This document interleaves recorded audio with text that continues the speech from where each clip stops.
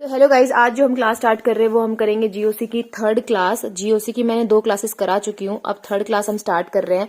और जो जो जीओसी की जो मैंने फर्स्ट 2 क्लासेस कराई थी उसमें मैं आपको करा चुकी हूँ कि प्लस आई इफेक्ट बता चुकी हूँ अच्छे से, माइनस आई इफेक्ट आपको अच्छे से समझा चुकी हूँ। तो अब हम पढ़ेंगे आज एप्लीकेशंस पढ़ेंगे।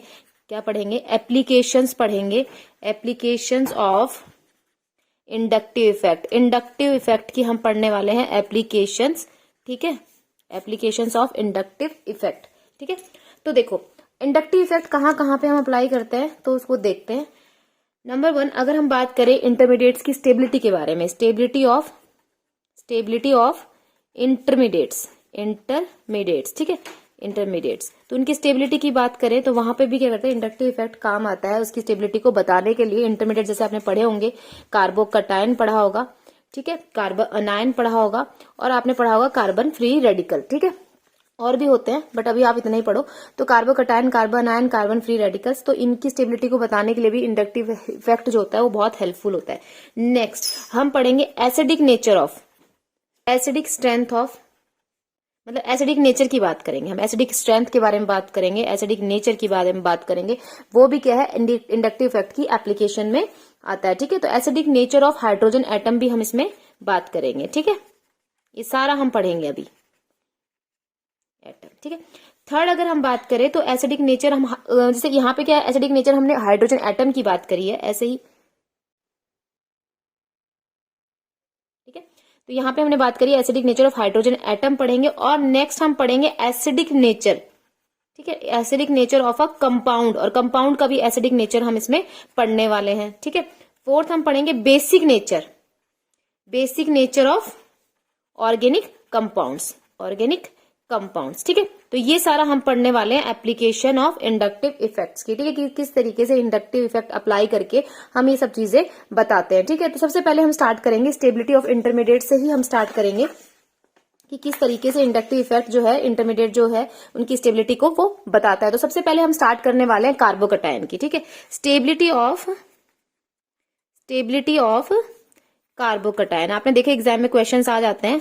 तो ये सारे अब जो आगे जितने हैं सब पूरा चीज इंपॉर्टेंट है, हर चीज मैं इंपॉर्टेंट ही करा रही हूँ आपको। ठीक है, तो स्टेबिलिटी ऑफ कार्बोकटायन की अगर हम बात करते हैं, सबसे पहले हमें पता होना चाहिए कार्बोकटायन बनता कैसे है, कि किस तरीके से कौन सी क्लीवेज होती है जिससे कार्बोकटायन बनता है। मतलब कार्बोकटायन मतलब कटायन, मतलब कार्बन के ऊपर पॉजिटिव चार्ज। ठीक है, तो ये देखो आपके पास है कोई, सॉरी देखो यहाँ पे, अब आपने क्या किया, इसके अंदर आपके पास यहाँ पे कोई भी यहाँ पे जो एटम है, ग्रुप है आपके पास लगा हुआ है यहाँ पे।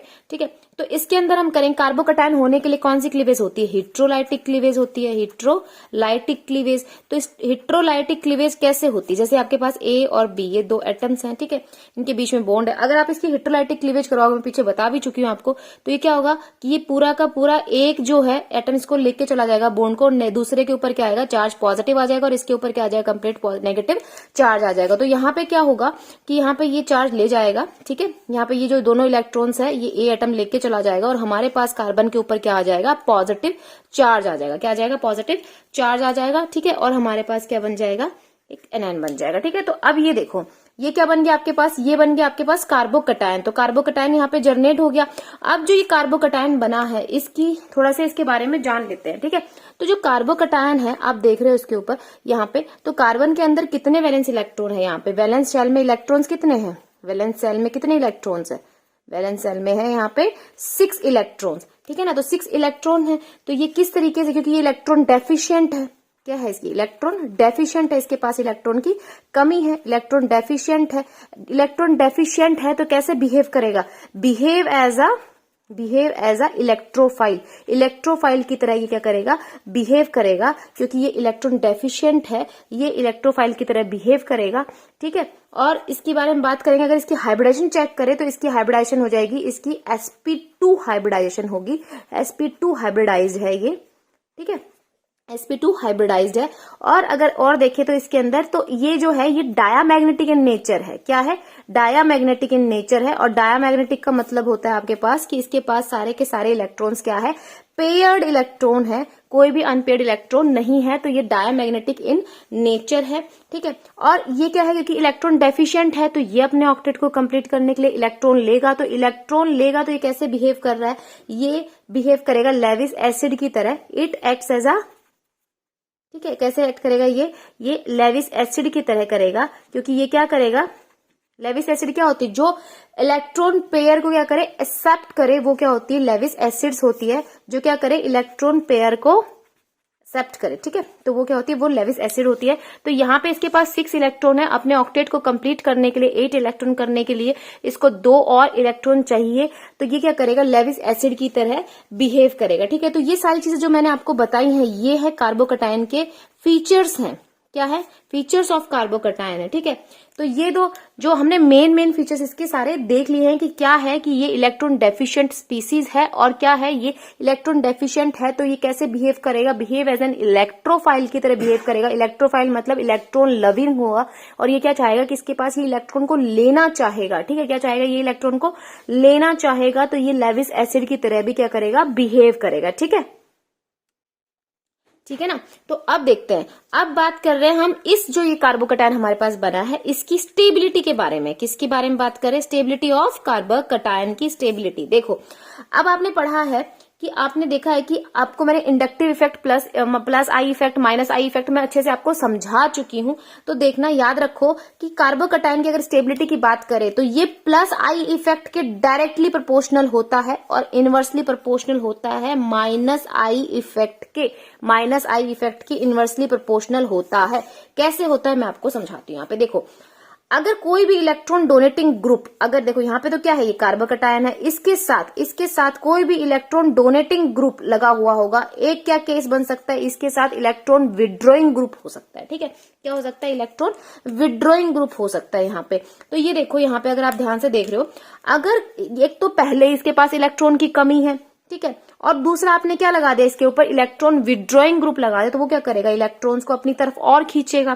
ठीक है, तो वो अपनी तरफ यहां से इलेक्ट्रॉन्स को खींचेगा। पहले इसके पास ऑलरेडी कमी थी, और ये यहाँ पे इसके इलेक्ट्रॉन्स को अपनी तरफ खींच रहा है, तो जो इसकी स्टेबिलिटी है उसको तो क्या करेगा, ये डिक्रीज करेगा। ठीक है, यहाँ पे क्या है, यहाँ पे अगर कार्बन पॉजिटिव जो कार्बोकटायन अगर स्टेबिलिटी की बात करे, कब, जब उसके ऊपर कोई इलेक्ट्रॉन डोनेटिंग ग्रुप लगा हुआ है, इसके पास इलेक्ट्रॉन की कमी है, ये चाहता है इलेक्ट्रॉन को लेना, तो इसको इलेक्ट्रॉन चाहिए, तो इसको अगर आपने यहाँ पे इलेक्ट्रॉन डोनेटिंग ग्रुप लगा दिया, तो वो क्या करेगा, वो इसको इलेक्ट्रॉन देगा। अगर वो इसको इलेक्ट्रॉन देगा तो वो क्या करेगा, इसको स्टेबल बनाएगा, इसकी स्टेबिलिटी को इलेक्ट्रॉन डोनेटिंग ग्रुप क्या करेगा, बढ़ा देगा। तो याद रखना, क्योंकि इलेक्ट्रॉन डोनेटिंग ग्रुप क्या करते हैं, प्लस आई इफेक्ट शो करते हैं, withdrawing group minus I effect show करते हैं, और ये मैं पीछे आपको अच्छे से समझा चुकी हूं।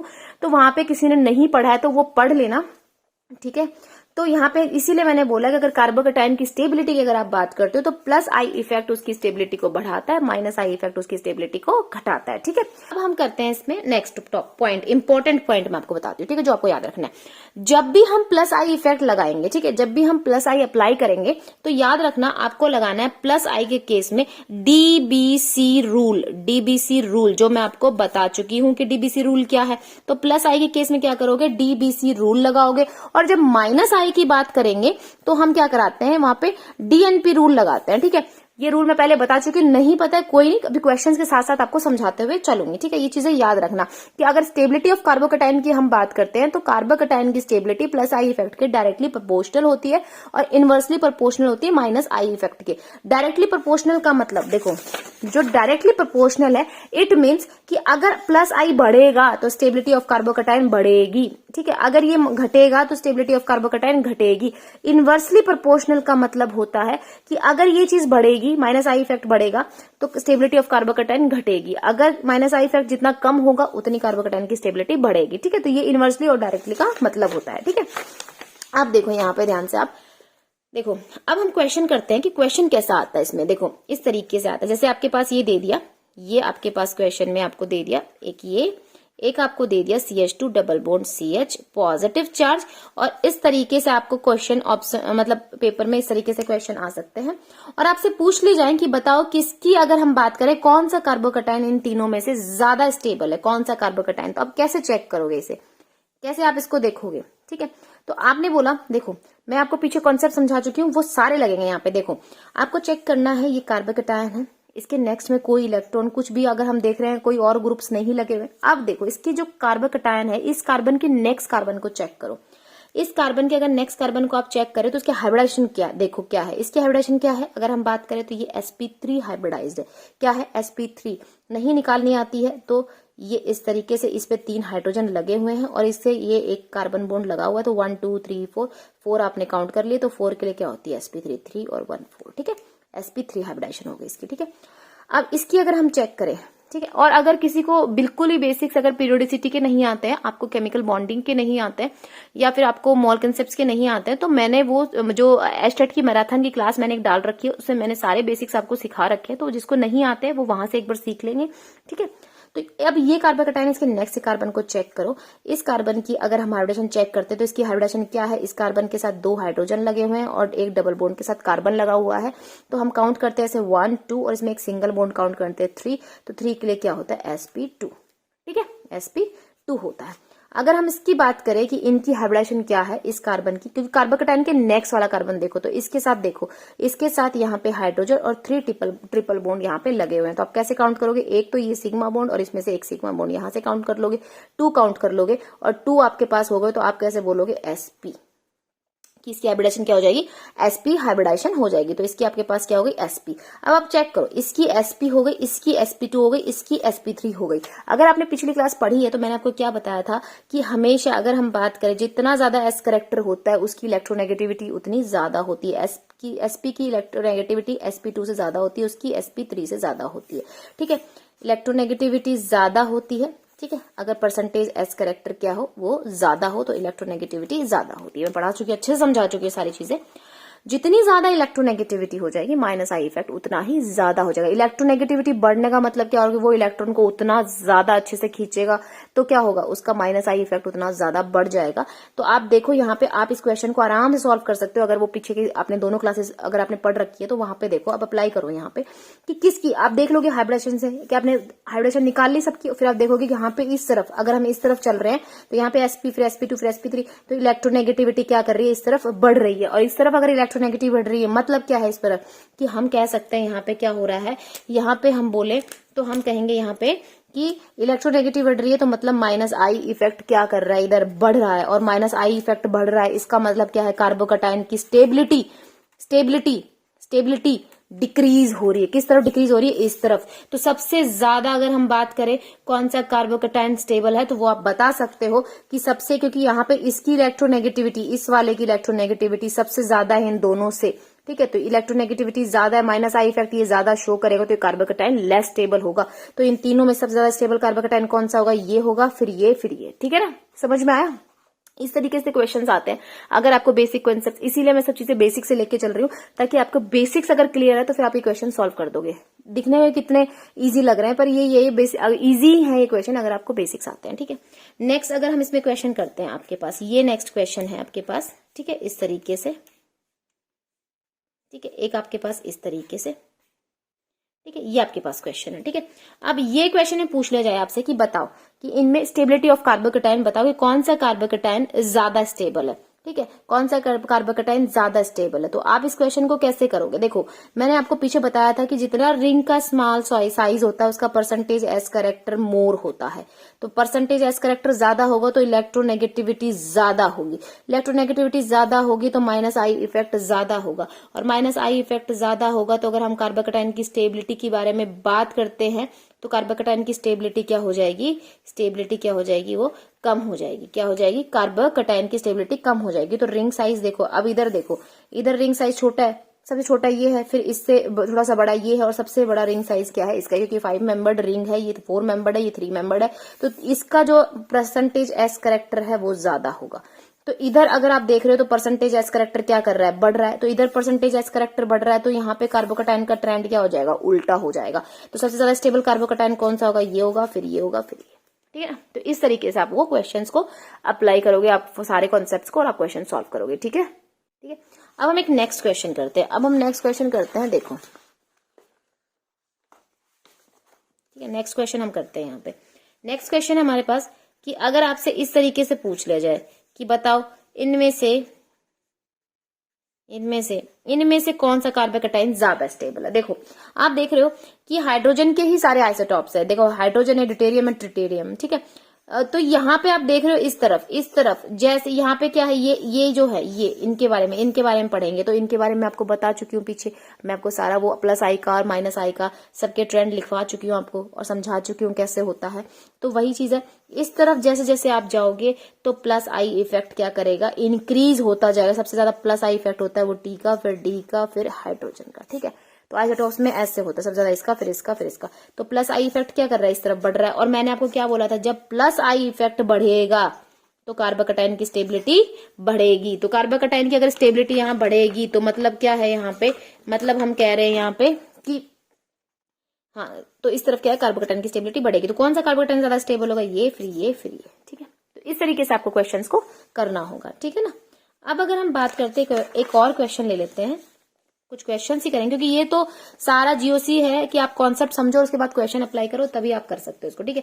नेक्स्ट क्वेश्चन करते हैं हम CH3, CH और CH3, ठीक है। एक आपके पास है CH3, CH पॉजिटिव, ठीक है, ये है आपके पास, और एक आपके पास ये है, ये वाला, ठीक है, ये, ठीक है। अब बताओ इनमें से कौन सा कार्बोकैटायन स्टेबल है। अगर आपको साफ साफ दिख रहा है तो देखो यहाँ पे CH3 का नेचर, कार्बोकैटायन के नेक्स्ट देखा करो क्या है, ये भी CH3 है। देखो इनका नेचर कैसा होता है कि ये इलेक्ट्रॉन डोनेटिंग नेचर होता है, ये इलेक्ट्रॉन देते हैं, ये भी इलेक्ट्रॉन दे रहा है, तीनों पे CH3 लगे हुए हैं, ये भी इलेक्ट्रॉन्स क्या कर रहे हैं, दे रहे हैं। आप देखो यहाँ पे कितने CH3 लगे हैं, कितने इलेक्ट्रॉन डोनेटिंग ग्रुप लगे हुए हैं, 2 इलेक्ट्रॉन डोनेटिंग ग्रुप लगे हैं। यहाँ पे CH3 कितने हैं, 1 है, यहाँ पे CH3 कितने हैं, 3 CH3 है। तो सबसे ज्यादा कार्बोकैटायन की अगर स्टेबिलिटी देखें तो कौन सी होगी, सबसे ज्यादा स्टेबल होगा ये वाला कार्बोकैटायन, क्योंकि यहाँ पे 3 CH3 ग्रुप जो है वो इलेक्ट्रॉन डोनेट कर रहे हैं, यहाँ पे 1 कर रहा है, यहाँ पे 2 ग्रुप्स डोनेट कर रहे हैं। तो सबसे ज्यादा अगर हम ये इसको 1 नंबर दे, इसको 2 नंबर दे, इसको 3 दे, तो सबसे ज्यादा स्टेबिलिटी होती है 3 की, देन हम बात करेंगे 1 की, और देन हम बात करेंगे किसकी, 2 की। तो ये हमारी कार्बोकैटायन की स्टेबिलिटी होगी, ठीक है ना। ये हमारी कार्बोकैटायन की स्टेबिलिटी आप ऐसे बताओगे। अब एक और क्वेश्चन कराती हूँ जहां पे DBC रूल मैं आपको लगा के बताऊंगी किस तरीके से आप वो रूल्स लगाओगे ताकि आपको क्वेश्चन में दिक्कत ना आए। देखो यहाँ पे ये आपके पास क्वेश्चन, ये आते हैं क्वेश्चन, ऐसी बात नहीं है नहीं आते हैं, क्वेश्चन आते हैं, यही तो क्वेश्चन आते हैं, बिल्कुल बेसिक से तो क्वेश्चन आते हैं, कोई टफ थोड़ा ना वहां पे कुछ आता है, सारा आपको +1 +2 का आता है, बस वो कॉन्सेप्ट आपको क्लियर होने चाहिए। कॉन्सेप्ट क्लियर है तो आप क्वेश्चन आराम से कर दोगे, ठीक है ना। ये क्वेश्चन है और आपसे पूछ लिया जाए कि ये जो इनमें से कौन सा कार्बोकैटायन जो है वो स्टेबल होगा। जब इस तरीके से क्वेश्चन आए देन आप लगाओ इनमें DBC रूल, क्योंकि यहाँ पे साइड में कोई आप देख रहे हो जिस तरीके से इन तीनों कार्बोकैटायन का पूछ रखा है कि बताओ इनकी स्टेबिलिटी क्या होगी, तो आप इसमें लगाओगे DBC रूल। तो अब हम इनकी कैसे स्टेबिलिटी बताएंगे, DBC रूल कैसे लगाएंगे, DBC, ठीक है। D4 हम देखेंगे जो उसकी जो ब्रांचिंग है उसकी डिस्टेंस क्या है, ठीक है, और फिर इसमें बात करेंगे कि कितनी उसमें ब्रांचिंग है और इसमें कितने कार्बन एटम की जो है वो पूरी चेन है। देखो अब यहां से काउंट करेंगे जिस पे कार्बोकैटायन है 1 2 3, तो कितने डिस्टेंस पे ब्रांचिंग है, 3 पे, ठीक है। इसमें कितने डिस्टेंस पे, 1 2 3 4 डिस्टेंस पे। इसमें बात करें तो 1 2 3 डिस्टेंस पे, ओके। अब इसमें ब्रांचिंग कितनी है, इसमें 1 है, इसमें कितनी ब्रांच है, इसमें 2 ब्रांच है, 2 ब्रांच नहीं सॉरी 1 ब्रांच है, क्योंकि ये तो पूरी चेन ही हो गई ना ऐसे करके। तो इसमें हो जाएगी 1 ब्रांच, इसमें कितनी हो जाएगी, इसमें 1 और 2 ब्रांच, ठीक है। नंबर ऑफ कार्बन एटम कितने हो गए, 1 2 3 4 5, टोटल सारे काउंट कर लो, 5 1 2 3 4 5। इसमें भी कितने हैं, 1 2 3 4 5 6, 1 2 3 4 5 6 7 8, ठीक है। सबसे पहले हम ये चेक करेंगे, ठीक है। देखो अब डिस्टेंस चेक करो, डिस्टेंस ये देखो इसमें 3 है, इसमें 3 है, इसमें 4 है। तो देखो इसमें क्या है, 3 है, इसमें क्या है, 3 है, और इसमें क्या है, 4। तो 3 3 वाला तो कॉमन है। अब देखो ग्रुप देख लो यहाँ पे, क्या चेक करो कैसे लगे हैं जो यहाँ पे, तो इसका मतलब क्या होता है, यहाँ पे कोई CH3 ग्रुप है, ठीक है, यहाँ पे कोई CH3 है, यहाँ पे CH3 है, जब कुछ ना गिवन हो तो मतलब CH3 है, ठीक है। तो यहाँ पे क्या है, CH3 लगा हुआ है। अब क्या है, CH3 का नेचर कैसा होता है, वो इलेक्ट्रॉन डोनेटिंग ग्रुप्स होते हैं। क्या होता है, इलेक्ट्रॉन डोनेटिंग ग्रुप होते हैं, मतलब इलेक्ट्रॉन डोनेटिंग ग्रुप्स होते हैं, ये इलेक्ट्रॉन देते हैं, तो ये प्लस आई इफेक्ट शो करेंगे। अब इनके अंदर प्लस आई इफेक्ट जितना ज्यादा शो करेंगे कार्बोकैटायन की स्टेबिलिटी उतनी ज्यादा होती है। तो ब्रांचिंग अगर डिस्टेंस बढ़ जाता है तो थोड़ा सा उनका इफेक्ट भी क्या होता है, कम होता चला जाता है, ठीक है। तो हम देखेंगे जो सबसे कम डिस्टेंस पे है 3 और 3, तो उनमें नंबर पहले देंगे। तो ये दोनों तो सेम पे आ रहे हैं 3 3। अच्छा ओके, अब अगर हम अब डिस्टेंस मैच कर गई तो ब्रांचिंग चेक कर लो। इसमें एक ब्रांच है, इसमें 2 ब्रांच है, तो किसकी प्रायोरिटी पहले होगी? ये। तो कौन सा कार्बोकैटायन ज्यादा स्टेबल होगा? ये वाला, क्योंकि एक तो 3rd नंबर पे ही है डिस्टेंस, ये भी 3rd है, ये भी 3rd है, इसमें तो 4th है, थोड़ा दूर हो गया, तो इसको क्या करेंगे, स्टेबिलिटी थोड़ी कम हो जाएगी। ऊपर से क्या इन दोनों 3 3 है, चलो ठीक है। उसके बाद बात करेंगे इसमें एक ही ब्रांचिंग, इसमें इलेक्ट्रॉन देने के लिए 2 ग्रुप्स लगे हुए हैं, ठीक है। तो कौन ज्यादा कार्बोकैटायन स्टेबल होगा? इसको अगर ए, इसको बी, इसको सी लिखेंगे तो सबसे ज्यादा होगा सी, ठीक है। देन हम कहेंगे ए और देन कहेंगे बी। स्टेबिलिटी ऑर्डर ये होगा। इस तरीके से क्वेश्चंस आते हैं आपके पास। चलो मैं एक और क्वेश्चन आपको करा देती हूँ, एक और क्वेश्चन आपको करा देते हैं इस तरीके से, ठीक है। इस तरीके से यहाँ पे ये है एक आपके पास, इस तरीके से यहाँ पे क्लोरीन, क्लोरीन है, ठीक है। और एक इस तरीके से यहाँ पे फ्लोरीन है, और एक आपका इस तरीके से यहाँ पे फ्लोरीन है, ठीक है। क्या है यहाँ पे फ्लोरीन, ठीक है। अब हम यहाँ पे क्या करेंगे, देखो अब ये क्या है, ये सारे आप देख रहे हो इनका नेचर कैसा है, ये माइनस आई इफेक्ट शो करता है। अभी पीछे हमने जो पढ़ा था वो प्लस आई का पढ़ा था। ये सारे कैसा शो करते हैं, ये वाला, ये जो भी ग्रुप लगे हुए हैं सारे क्या शो करते हैं, माइनस आई इफेक्ट शो करते हैं, ठीक है, ठीक है। तो अब इसको कैसे करेंगे, इसके अंदर भी हम देख लेंगे कि डिस्टेंस कितनी डिस्टेंस पे है, नंबर कितने हैं उसकी, और पावर, डीएनपी लगा रहे हैं यहाँ पे। देखो अब ये जो कार्बोकैटायन है इससे कितनी डिस्टेंस पे आपका वो ग्रुप लगा हुआ है, तो 1 2 3 3 डिस्टेंस पे। इसमें कितने पे लगा हुआ, 1 2 3 4 4 डिस्टेंस पे। इस पे 1 2 3 3 डिस्टेंस पे। इस पे 1 2 3 4 4 डिस्टेंस पे, ठीक है। तो आपने बता दिया नंबर कितने हैं, अब कितने ग्रुप लगा हुआ है, 1 ग्रुप लगा हुआ है। यहाँ पे 2 ग्रुप्स लगे हुए हैं, यहाँ पे 1 लगा हुआ, सॉरी फ्लोरीन नहीं 1, यहाँ पे 1 लगा हुआ है, ठीक है। अब पावर की अगर हम बात करते हैं कि किसकी पावर ज्यादा होगी, ठीक है। तो अगर हम बात करते हैं सबसे पहले, देखो अब यहाँ पे अगर आप कर रहे हो इस क्वेश्चन को, तो इस क्वेश्चन को करने के लिए आपको एक सिंपल चीज मैं समझाती हूँ यहाँ पे, ठीक है ना। तो अभी देखो पावर में आपको पता ही है कि फ्लोरीन, क्लोरीन और NO2 ग्रुप में आपस में आपको मैंने ट्रेंड लिखवाया था, किसकी पावर ज्यादा होती है, कौन ज्यादा माइनस आई इफेक्ट शो करता है, ठीक है। तो आपको पता ही है इसमें NO2 ज्यादा शो करता है फ्लोरीन क्लोरीन से, ठीक है। अब देखो चेक करो, यहीं से चेक करो, यही इतने से भी हो जाएगा आराम से। कैसे, देखो यहाँ पे ध्यान से देखो, अब देखो यहाँ पे कि सबसे ज्यादा डिस्टेंस, अब ये क्या कर रहे हैं, माइनस आई इफेक्ट शो करते हैं। क्या शो करते हैं, नेचर देखो कैसा है, माइनस आई इफेक्ट नेचर। और क्या बना हुआ आगे सामने, आगे आपके पास कार्बोकैटायन है। तो कार्बोकैटायन की स्टेबिलिटी चेक करने के लिए जिसका माइनस आई इफेक्ट ज्यादा, जो ज्यादा माइनस आई इफेक्ट शो करेगा वो कार्बोकैटायन के ऊपर क्या करेगा, स्टेबिलिटी को उसकी डिक्रीज करेगा। तो सबसे पहले डिस्टेंस चेक करो, इसमें जितनी दूर ही ग्रुप लगा होगा उसका इफेक्ट उतना ही कम आता है। जैसे डिस्टेंस बढ़ती है तो इफेक्ट क्या होता है, कम होता चला जाता है। ये मैं समझा चुकी हूँ आपको। तो यहाँ पे सबसे ज्यादा डिस्टेंस अगर हम चेक करें तो यहाँ पे आप देख रहे हो, यहाँ पे एक तो 3 3 वाला देखो यहाँ पे, और ऊपर से क्या है 4 4 वाला। चेक करो तो सबसे ज्यादा डिस्टेंस पे कौन है, ये 4 वाला और ये वाला 4, ठीक है। अब इन दोनों में चेक करते हैं, इन दोनों में अब देखो क्या है। आपको पता है अगर हम बात करते हैं यहाँ पे, तो 4 जो ये फ्लोरीन लगा हुआ है, एक तो दोनों की डिस्टेंस बराबर हो गई, ठीक है। अब नेक्स्ट चेक करते हैं इनके नंबर कितने हैं। यहाँ पे नंबर 2 लगे हुए हैं, यहाँ पे कितने नंबर है, 1 नंबर है यहाँ पे, ठीक है। तो सबसे कम स्टेबिलिटी, सबसे मतलब अगर हम स्टेबिलिटी बात करें तो कौन सा कार्बोकैटायन ज्यादा शो करेगा, जो ज्यादा दूरी पे, जिसके ऊपर क्या हो, जो है इलेक्ट्रॉन विड्रॉइंग ग्रुप दूरी पे लगा हुआ हो और जिसके नंबर कम होंगे, वो कार्बोकैटायन की स्टेबिलिटी ज्यादा होगी। क्योंकि कार्बोकैटायन की स्टेबिलिटी जो होती है inversely proportional to minus I effect होती है। जिसका माइनस आई इफेक्ट कम होता चला जाएगा उतना ही कार्बोकैटायन ज्यादा स्टेबल होगा। तो अगर इसमें हम नंबर देते हैं 1 2 3 और 4, तो सबसे ज्यादा कौन स्टेबल होगा, कार्बोकैटायन 4 वाला होगा, ठीक है। फिर हमारे पास कौन सा होगा, ये सेकंड नंबर वाला होगा, क्योंकि दोनों की डिस्टेंस दूर है ना, इनके कंपैरिजन में ज्यादा दूर है। तो दूर डिस्टेंस बढ़ेगी तो माइनस आई इफेक्ट क्या होगा, इफेक्ट तो वैसे जो इंडक्टिव इफेक्ट की बात करें तो क्या होता चला जाता है, कम होता चला जाता है। तो देखो यहाँ पे अब आपके पास आया 4 2 सॉल्व हो गए आपके पास। अब आपके पास बचते हैं ये दोनों, ठीक है। अब देखो यहाँ पे इसके बाद इनके नंबर चेक करो, नंबर इसमें कितना है 1, इसमें भी नंबर कितना है 1।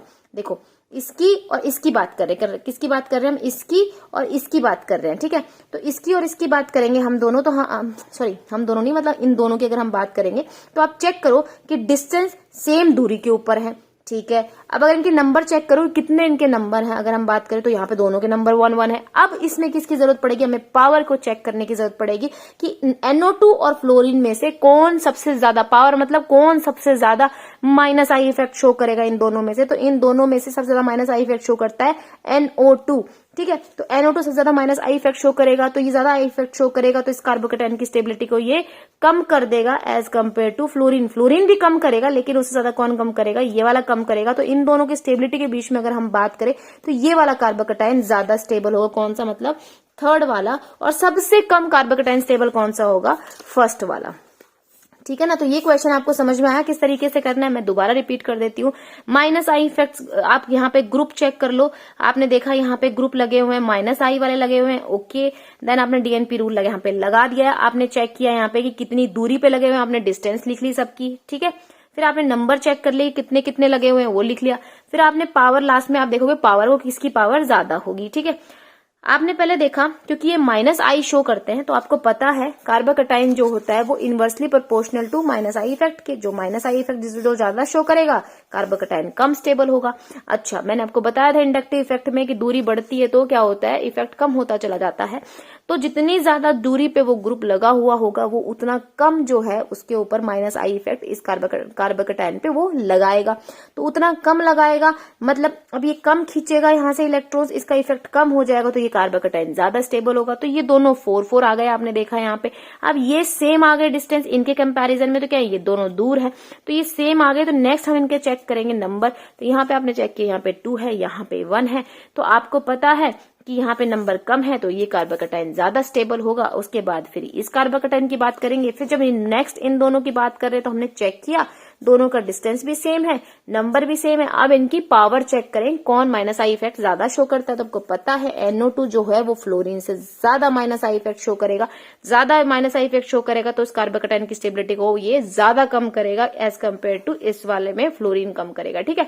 तो इसीलिए फिर उनका क्या हो जाएगा, हमें ऑर्डर क्या मिल जाएगा, ये ऑर्डर मिल जाएगा, ठीक है। तो आप होप आपको ये अच्छे से समझ में आया होगा। कार्बोकेटाइन की स्टेबिलिटी आपको समझ में आ गई। तो कार्बोकेटाइन की स्टेबिलिटी में इतना ही है। और अब जो हम नेक्स्ट पढ़ रहे हैं वो पढ़ेंगे हम stability of carbon free radicals. Carbon free radical की हम क्या करेंगे, जो कार्बन फ्री रेडिकल जो हमारा नेक्स्ट इंटरमीडिएट है उसको हम स्टेबिलिटी, एक मिनट रुको, कार्बन फ्री रेडिकल की बात कर रही हूँ, ठीक है। इसकी हम स्टेबिलिटी के बारे में बात करेंगे। किसके बारे में बात करेंगे, इसकी स्टेबिलिटी के बारे में हम यहाँ पे बात करेंगे, ठीक है। देखो अब यहाँ पे ध्यान से देखो, ध्यान सुनो। आपके पास ये है, ठीक है। अब इसमें कार्बन फ्री रेडिकल बनता कैसे, देखो। जब भी आपके पास 2 तरह की क्लीवेज होती है, आपने ऐसे, मैंने बताया क्लीवेज होगी इस तरीके से, तो पूरा का पूरा इलेक्ट्रॉन एक लेके चला गया एटम, और एक फिर इसमें क्या होता है, इसमें कंप्लीट, इसमें पॉजिटिव चार्ज आता है, इसमें नेगेटिव चार्ज आता है, ठीक है। ये होती है हेटेरोलाइटिक क्लीवेज, ठीक है। जब आपके पास ऐसे हो क्लीवेज, मतलब ऐसे एरो कंप्लीट नहीं लग रही ना, तो यहाँ पे एक इलेक्ट्रॉन तो ये लेके जा रहा है, एक इलेक्ट्रॉन ये लेके जा रहा है, मतलब इस क्लीवेज को बोलते हैं होमोलाइटिक क्लीवेज, होमोलाइटिक क्लीवेज बोलते हैं, ठीक है। और इसमें एक इलेक्ट्रॉन ये ले गया बी, और एक एटम ए ले गया, तो ए के ऊपर एक इलेक्ट्रॉन आ गया, एक इलेक्ट्रॉन बी के ऊपर आ गया, तो हमारे पास क्या जनरेट होगा, ये रेडिकल बोलते हैं हम इनके ऊपर, क्योंकि कोई चार्ज नहीं आया, इन्होंने क्या कर लिया, इलेक्ट्रॉन एक एक अपना ले लिया होमोलाइटिक क्लीवेज से, तो ये क्या हो गया, ये रेडिकल बन गए, ठीक है। तो यहाँ पे अगर इसके हम होमोलाइटिक क्लीवेज करवाएंगे, तो हमारे पास क्या बन जाएगा, हमारे पास बन जाएगा कार्बन फ्री रेडिकल। हमारे पास क्या बन गया, कार्बन फ्री रेडिकल बन गया, ठीक है। अब हम इस जो हमारे पास इंटरमीडिएट बना है, हम इसकी स्टेबिलिटी के बारे में बात करेंगे कि इसमें कौन ज्यादा स्टेबल, इसकी स्टेबिलिटी कैसे हम चेक करेंगे। तो अभी देखो यहाँ पे ये क्या है, ये कार्बन फ्री रेडिकल है, ओके। इसमें इलेक्ट्रॉन कितने हैं, अब इसमें 7 इलेक्ट्रॉन है, मतलब क्या है ये, मतलब ये क्या, इसमें 8 होने चाहिए, इसके अगर ऑक्टेट की कंप्लीट की बात करें तो 8 इलेक्ट्रॉन होना चाहिए, बट यहाँ पे कितने, 7। तो ये क्या है, इलेक्ट्रॉन डेफिशिएंट स्पीसीज है। क्या है, इलेक्ट्रॉन डेफिशिएंट स्पीसीज है। और ये इलेक्ट्रॉन डेफिशिएंट स्पीसीज है, तो यहाँ पे हम क्या बोलेंगे, अगर ये इलेक्ट्रॉन डेफिशिएंट स्पीसीज है, तो हमने क्या बोला कि ये क्या चाहेगा, ये इलेक्ट्रॉन्स को लेना चाहेगा।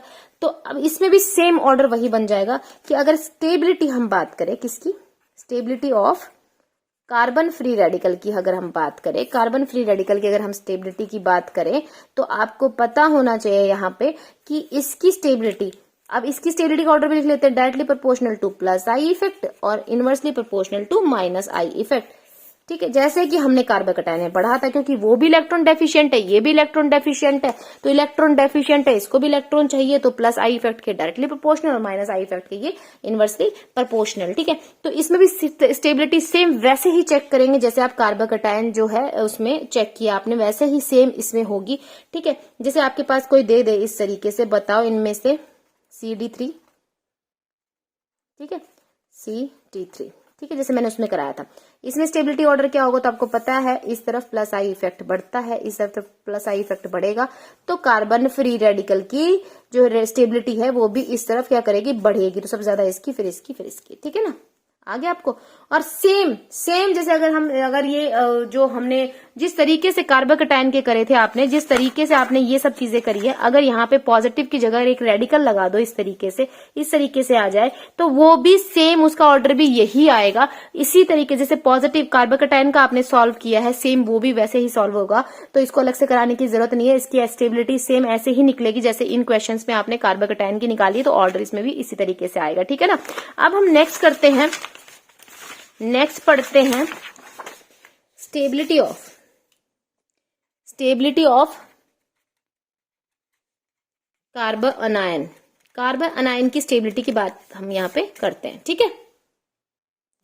देखो अब इसमें क्या होता है, यहाँ पे ध्यान से देखो, अब एक बार देखो इसमें क्या होता है। यहाँ पे देखो कार्बन अनायन बनता कैसे है, पहले देखो इसमें क्या होगा, ऐसे भी। अब इसमें भी क्या होगा, इलेक्ट्रोलाइटिक क्लीवेज होगा। किसी तरीके से भी ऐसा लगा हुआ हो कि ये इस तरीके से अपनी तरफ ले जाए, और इस तरीके से हमारे पास क्या हो गया, यहाँ पे कार्बन अनायन बन गया, ठीक है। अगर ये इलेक्ट्रॉन सारे कार्बन के पास आ गए तो हमारे पास क्या बन गया, कार्बन अनायन बन गया, और हमारे पास क्या बन गया, एक ये कटायन निकल गया, ठीक है। अब देखो जो ये कार्बन अनायन बना है, इसके ऊपर कार्बन के ऊपर नेगेटिव चार्ज है, यहाँ पे कार्बन अनायन दोनों इलेक्ट्रॉन इसने ले लिए, तो इसमें के पास कितने, 8 इलेक्ट्रॉन है वैलेंस सेल में। ध्यान से सुनना मेरी बात, 8 इलेक्ट्रॉन है वैलेंस सेल में। इसकी फीचर्स लिखवा रही हूँ मैं आपको, ठीक है। तो इसका मतलब देखो यहाँ पे 8 इलेक्ट्रॉन है, ये क्या है, इलेक्ट्रॉन रिच स्पीसीज है, ठीक है। इसके पास इलेक्ट्रॉन है तो इलेक्ट्रॉन रिच स्पीसीज है, ठीक है। ये मैं थोड़ी बहुत आपको फीचर्स बताई दो कि आप आराम से क्वेश्चंस को सॉल्व कर लो, ठीक है। बाकी इनकी डिटेल स्टडी जो होती है वो इंटरमीडिएट अलग से एक चैप्टर होता है, उसमें होती है, और जितने भी आप क्लीवेज पढ़ते हो, किस तरीके की रिएक्शंस होती हैं, वो सारा हम पढ़ते हैं रिएक्शन मैकेनिज्म में, ठीक है। तो देखो यहाँ पे अब ध्यान से सुनना, इस तरीके से है, और इसके ऊपर अगर इलेक्ट्रॉन विड्रॉइंग ग्रुप लगता है तो क्या इफेक्ट होता है, और अगर इसके ऊपर इलेक्ट्रॉन डोनेटिंग ग्रुप लगता है तो क्या फर्क पड़ता है। ध्यान से सुनो मेरी बात, जब आप इलेक्ट्रॉन विड्रॉइंग ग्रुप लगाओगे, कोई इसके ऊपर से इलेक्ट्रॉन खींच रहा होगा, तो यहाँ पे क्या होगा, स्टेबिलिटी क्या होगी, स्टेबिलिटी की बात कर रहे हैं ना, तो स्टेबिलिटी इंक्रीज होगी, ठीक है। अगर हम इसकी बात करते, कोई इलेक्ट्रॉन डोनेटिंग ग्रुप लगा हुआ है, तो वो क्या करता है, वो कार्बन आयन की स्टेबिलिटी को डिक्रीज करता है। क्यों करता है, एक तो इसके पास नेगेटिव चार्ज है, ठीक है, ये इलेक्ट्रॉन रिच स्पीसीज है। अब ऊपर से ये और इलेक्ट्रॉन इसको दे रहा है, तो और इलेक्ट्रॉन देगा, तो ये इलेक्ट्रॉन ऑलरेडी रिच है, तो ये इसके इलेक्ट्रॉन की स्टेबिलिटी को मतलब कार्बन आयन की स्टेबिलिटी को बढ़ाएगा नहीं, ये क्या करेगा, उसको डिक्रीज करेगा, क्योंकि उसको ये और इलेक्ट्रॉन देगा, उसको चाहिए ही नहीं, बट ये देगा तो उसकी स्टेबिलिटी को क्या कर देगा, कम कर देगा। यहाँ पे क्या करेगा, ये इलेक्ट्रॉन्स को खींचेगा, इलेक्ट्रॉन्स को क्या करेगा, अपनी तरफ खींचेगा, डिस्पर्स करेगा, तो यहाँ पे क्या होगा, इसकी स्टेबिलिटी को ये इंक्रीज करेगा, ठीक है ना, ठीक है। तो देखो यहाँ पे, तो स्टेबिलिटी अगर हम कार्बन आयन की बात करते हैं, कार्बन आयन की जो स्टेबिलिटी अगर हम बात करें, कि कार्बन आयन की जो अगर हम स्टेबिलिटी बोले, वो कैसे हम उसका लिख ले, स्टेबिलिटी की बात करें तो हम कह सकते हैं उसमें कि वो डायरेक्टली प्रोपोर्शनल होती है इलेक्ट्रॉन विड्रॉइंग ग्रुप के, ठीक है, मतलब जो -I इफेक्ट शो करे, ठीक है, या आप बोलते हैं इनवर्सली प्रोपोर्शनल होती है इलेक्ट्रॉन डोनेटिंग ग्रुप के, या आप इसको लिख सकते हो +I इफेक्ट के, ठीक है ना, इस तरीके से। अब देखो इधर ध्यान से मेरी बात सुनो ध्यान से, अब मैं आपको कुछ क्वेश्चंस करा देती हूँ यहाँ पे, जिससे आपको आपके कॉन्सेप्ट्स क्लियर हो जाए। देखो इस तरीके से, ठीक है, ये आपके पास गिवन है, यहाँ पे डबल बॉन्ड है, ठीक है, और आपके पास ये इस तरीके से गिवन है, और आपसे पूछ ले बताओ कौन सा कार्बन अनायन जो है वो स्टेबल होगा। आप वही सेम चीज लगा रहे हैं, इसके नेक्स्ट कार्बन चेक करो, ये sp हाइब्रिडाइज, ये sp2 हाइब्रिडाइज, ये sp3 हाइब्रिडाइज। अब इलेक्ट्रोनेगेटिविटी किसकी ज्यादा, सबसे ज्यादा sp की होती है, फिर sp2 की, फिर sp3 की। तो इलेक्ट्रोनेगेटिविटी किधर बढ़ रही है, इधर बढ़ रही है, इलेक्ट्रोनेगेटिविटी इंक्रीज हो रही है, क्यों, क्योंकि परसेंटेज s करेक्टर क्या हो रहा है, इंक्रीज हो रहा है इस तरफ, ठीक है ना।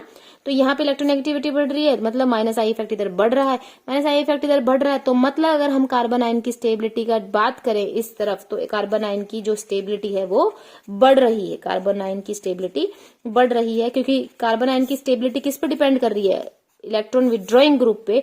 अगर जिसकी -I इफेक्ट ज्यादा होगा, -I इफेक्ट का मैंने आपको पीछे सारा पढ़ाया था, किस तरीके से इलेक्ट्रोनेगेटिविटी बढ़ती है तो -I इफेक्ट बढ़ता है, कैसे क्या फर्क पड़ता है, वो सब पढ़ा चुकी हूँ। तो ये याद रखो, इस तरफ क्या है, क्योंकि इस तरफ -I इफेक्ट बढ़ रहा है, इलेक्ट्रॉन नेगेटिविटी बढ़ रही है, तो कार्बन आयन की स्टेबिलिटी बढ़ रही है, ठीक है ना। तो इस तरीके से क्वेश्चंस को आपको करना है, ठीक है।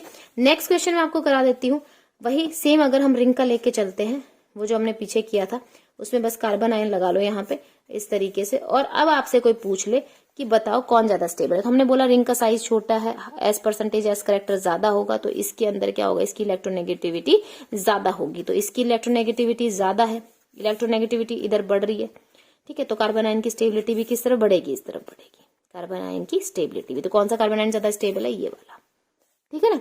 ऐसे हम अगर नेक्स्ट क्वेश्चन करें, आपके पास इस तरीके से आपके पास क्वेश्चन है और ऐसे है आपके पास क्वेश्चन, ठीक है, ये ऐसे है और यहाँ पे इस तरीके से माइनस चार्ज है, ठीक है। एक आपके पास क्वेश्चन ऐसे है और यहाँ माइनस चार्ज है, ठीक है, ये है। अब ध्यान से देखो, यहाँ पे आपने अगर यहाँ पे देख रहे हो ध्यान से, तो आपको एक चीज दिख रही होगी यहाँ पे, क्या, देखो यहाँ पे अगर हम बात करें, ये जो कार्बन आयन है, ये कार्बन आयन जो कार्बन के ऊपर नेगेटिव चार्ज है यहाँ पे, ठीक है, यहाँ पे अगर हम बात करें जो कार्बन के ऊपर नेगेटिव चार्ज है, तो यहाँ पे आप देख रहे हो कार्बन कैसा है, इधर से अगर इसकी चेक करें तो ये 2 डिग्री कार्बन है, कौन सा, ये वाला कार्बन है। अगर आप चेक कर रहे हो तो ये कार्बन 1 2 3 इधर डिग्री, तो यहाँ पे 2 डिग्री, तो यहाँ पे इधर से भी इलेक्ट्रॉन डोनेट हो रहे हैं, इधर से भी इलेक्ट्रॉन डोनेट हो रहे हैं ना, ये भी यहाँ से भी इलेक्ट्रॉन आ रहे हैं, यहाँ से भी इलेक्ट्रॉन आ रहे हैं, इसी की बात करते हैं।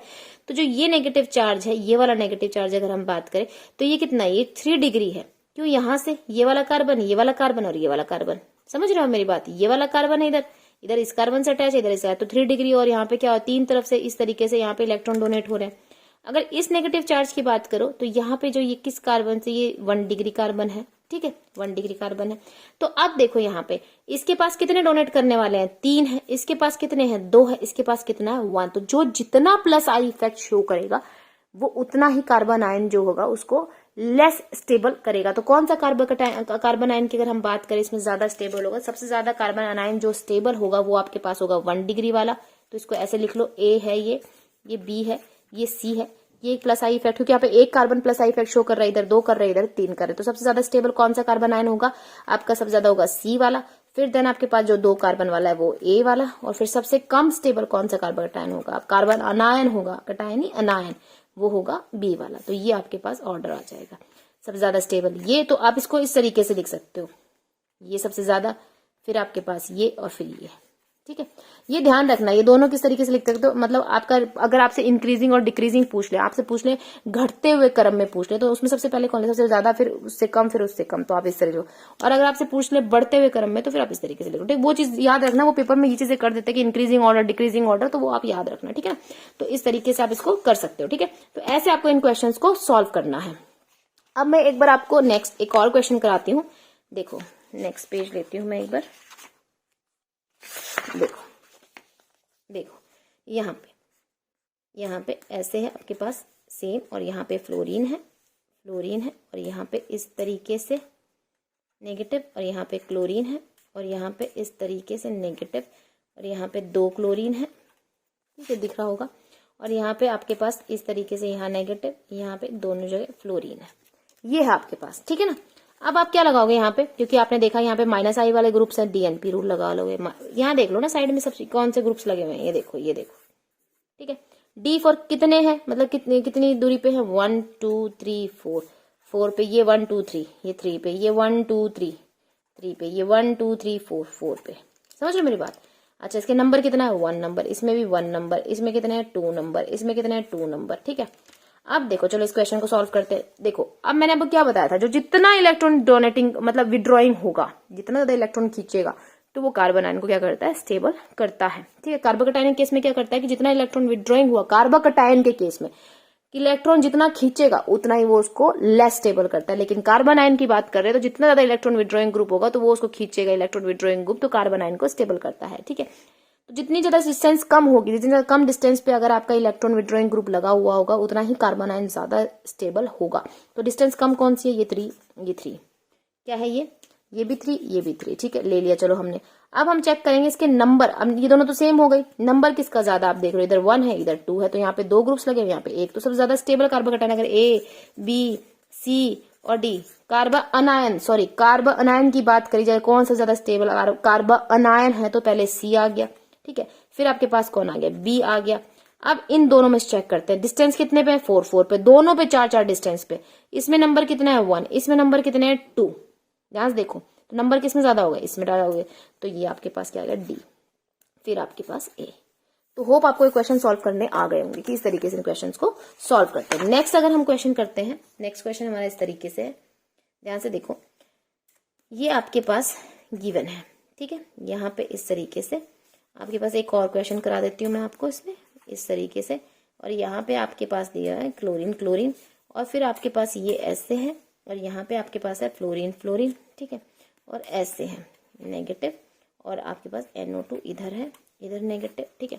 तो इस क्वेश्चन को कैसे करोगे, इसमें भी क्योंकि आपने देख लिया ग्रुप नेगेटिव वाले हैं, तो D and P, तो ये कितने डिस्टेंस पे है, 1 2 3 3 1 2 3 4 4 डिस्टेंस पे, 1 2 3 4 4 डिस्टेंस पे, 1 2 2 पे, ओके।